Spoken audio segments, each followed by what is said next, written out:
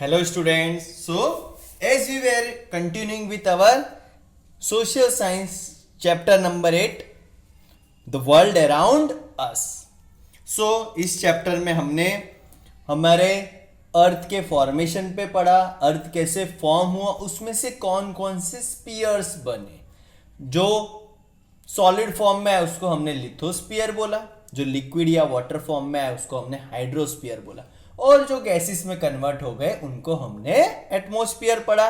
और इन तीनों से जो स्फीयर फॉर्म हुआ उसको हमने बायोस्फीयर कहा। सो हमने लिथोस्फीयर पढ़ा, हाइड्रोस्फीयर पढ़ा, एटमॉस्फेयर भी पढ़ा। क्या होता है एटमॉस्फेयर? अब एटमॉस्फेयर में क्या होता है वो पढ़ेंगे। What does atmosphere contains?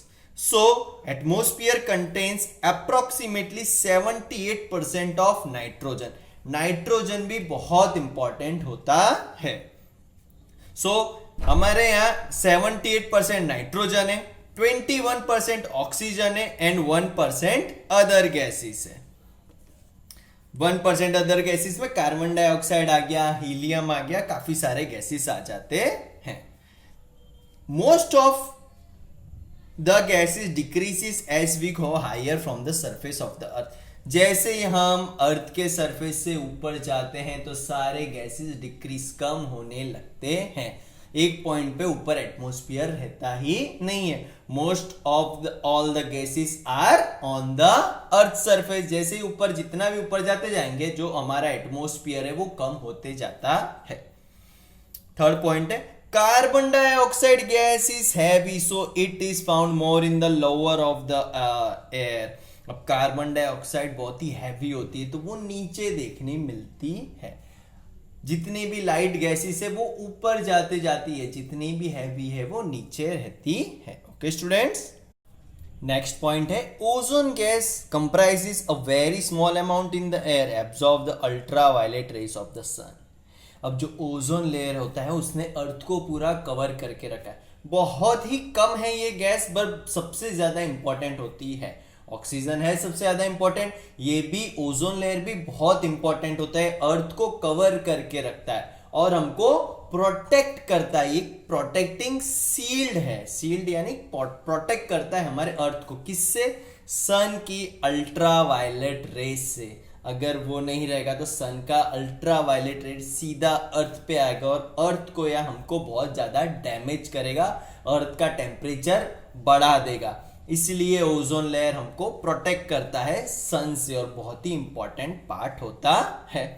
अब gases like oxygen and nitrogen keeps the living creature on the earth alive. अब ऑक्सीजन और नाइट्रोजन हमको जिंदा रखता है।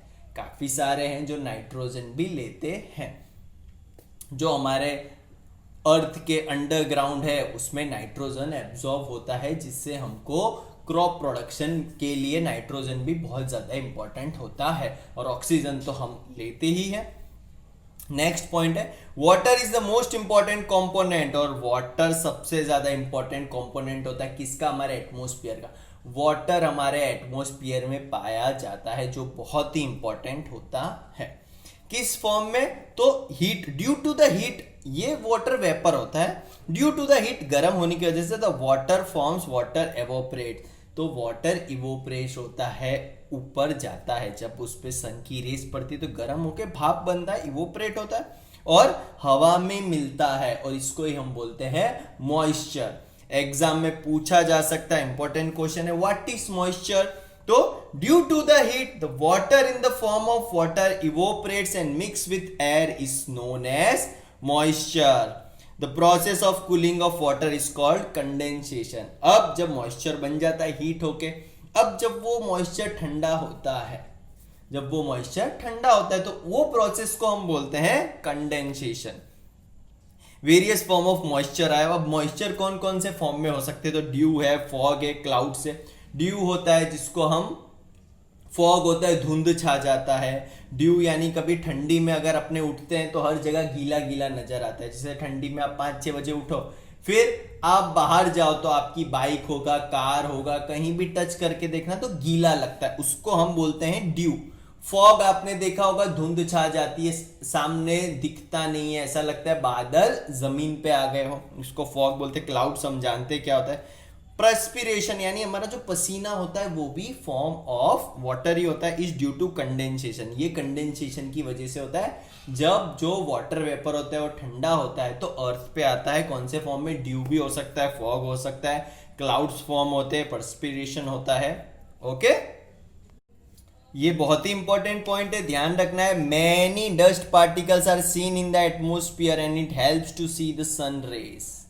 काफी सारे डस्ट पार्टिकल्स भी होते हैं हमारे एटमॉस्फेयर में, ये हेल्प करते हैं, क्या हेल्प करते हैं, सनरेज को आने की। सनरेज को कैसे हेल्प करते हैं, ये डस्ट पार्टिकल रिफ्लेक्ट करते हैं सनरेज को। जब सनरेज गिरती है तो ये डस्ट पार्टिकल सनरेज को रिफ्लेक्ट करते हैं। ये रिफ्लेक्शन की वजह से क्या होता है, ना एकदम अंधेरा होता है ना एकदम उजाला होता है, धीरे धीरे अंधेरा होगा, धीरे धीरे उजाला होगा। किसकी वजह से, डस्ट पार्टिकल्स होते हैं हमारे एटमॉस्फेयर में, और ये रोशनी को एक समान फैलाता है। एकदम कहीं अंधेरा कहीं उजाला ऐसा नहीं होगा, एक जगह समान उजाला एक जगह समान अंधेरा। ये किसकी वजह से होता है, डस्ट पार्टिकल्स, क्योंकि डस्ट पार्टिकल्स क्या करते हैं, सन रेज को रिफ्लेक्ट करते हैं। We are able to listen to the sound due to the presence of atmosphere. और हम जो आवाज भी सुनते हैं ये कैसे सुनते हैं, वेव्स होती है, साउंड वेव्स। साउंड वेव्स बिना एटमोस्फियर के ट्रैवल कर सकती ही नहीं है, इसलिए एटमॉस्फेयर गैसेस, अलग अलग गैसेस होना जरूरी है साउंड को ट्रैवल होने के लिए। और जो इंफ्रारेड रेस आती है, जो वेव्स आती है, जो हमको सैटेलाइट के थ्रू मिलती है, जिससे हमारे घर में टीवी है, मोबाइल है, ये सब चलता है, ये भी एटमॉस्फेयर की वजह से ही होता है। क्योंकि जो वेव्स होती है, जो इंफ्रारेड वेव्स होती है, जिससे हमारा मोबाइल का टावर कनेक्ट होता है, वो भी एटमॉस्फेयर की वजह से ही पॉसिबल है।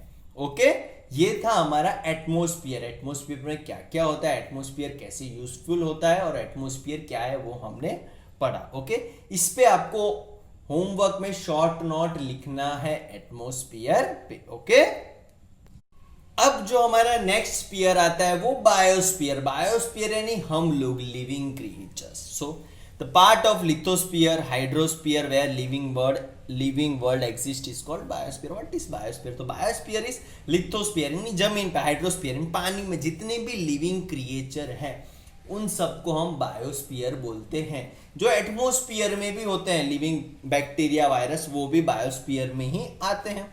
चलो, earth is planet in the solar system having biosphere. Biosphere सिर्फ अर्थ पे ही है, हमारे पूरे सोलर सिस्टम में जो बायोस्फीयर है वो सिर्फ अर्थ पे ही दिखाई देता है। Earth is the planet in the solar system having biosphere. Biosphere includes vegetation, insects, human being. Biosphere में क्या होता है, वेजिटेशन होता है, जो हमारे प्लांट्स है वो सब होते हैं, इंसेक्ट्स होते हैं, जो भी है इंसेक्ट्स सारे, और ह्यूमन बीइंग्स यानी हम लोग। We obtain food and many other necessary things and cannot live without vegetation and animal। और ये वेजिटेशन और एनिमल से हमको हमारा खाना मिलता है।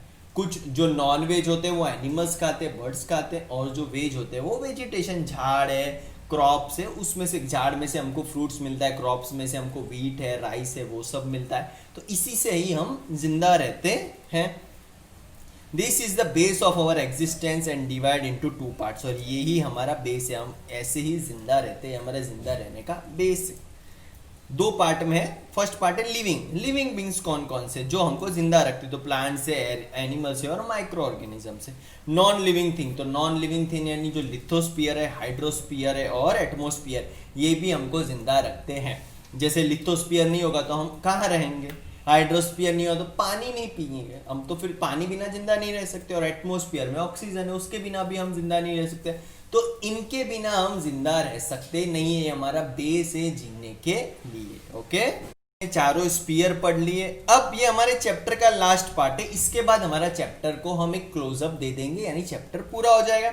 Okay, effect of human activity on spheres. ये सारे स्फीयर्स, जो चारों स्फीयर पढ़े हमने, इस पे ह्यूमन का इफेक्ट क्या है, हमने क्या असर डाला, हमने उसको अच्छा करा या बिगाड़ दिया, बिगाड़ा ही है, क्या क्या बिगाड़ा है देखते हैं। हमने सब बिगाड़ दिया है, सबको पॉल्यूट करके बैठे हैं।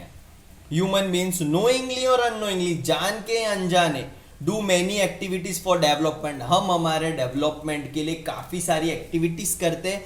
वो क्या करते हैं, नेचर में इम्बैलेंस क्रिएट करते हैं, हमारे नेचर को पॉल्यूट करते हैं। अंडरग्राउंड न्यूक्लियर टेस्टिंग, हम न्यूक्लियर टेस्ट करते हैं, वो हमारे जो लिथोस्फीयर है, जो हमारी जमीन है उसमें पॉल्यूट करता है, यानी उसमें होल्स कर देता है, हम ड्रिल करते हैं उससे होल्स होते, ट्यूबवेल्स बनाते, इससे लिथोस्फीयर को डैमेज होता है। Dumping of waste in the water bodies, हम कचरा डालते हैं कहाँ, समुद्र में या नदियों में, उससे भी हमारा पानी खराब होता है। ऑयल स्पिल्स फ्रॉम शिप, जो हम ऑयल का ड्रिलिंग करते हैं, यानी ड्रिल करके ऑयल निकालते हैं, तब भी वाटर पॉल्यूट होता है, किससे, क्रूड ऑयल से, बरोबर। And disposable of chemical waste in water, और केमिकल वेस्ट जो बड़ी बड़ी फैक्ट्रियां चलती है उसमें से जो सारे केमिकल्स निकलते हैं वो भी हम पानी में डालते हैं, तो ये क्या करता है, पानी को पॉल्यूट करता है, और पानी के अंदर जो मैरीन लाइफ है उनके लिए भी बहुत ही ज़्यादा ये डेंजरस होता है।